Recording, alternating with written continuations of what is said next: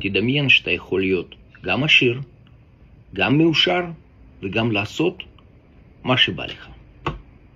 נשמע דמיוני, בלתי אפשרי. האמת שזה הרבה יותר פשוט. הייתי אומר שזה פשוט. פשוט. אתה פשוט צריך לעשות מה שאתה אוהב. ואיך מוצאים מה שאתה אוהב? מתחילים ללמוד. כי נכון לעכשיו, יש לך בלגן בראש. אתה מקבל אינפורמציה, ברשתות חברתיות שהיא מפגיזה לך את המוח. בגלל זה הבלבול, בגלל זה אתה לא יכול להתרכז בשום דבר.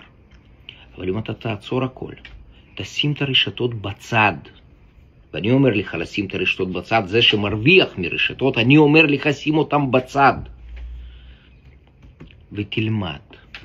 תלמד כמה דברים בסיסיים, איך לדבר, איך להעלות תכנים, איך להתרכז, דברים בסיסיים בשביל חיים של היום.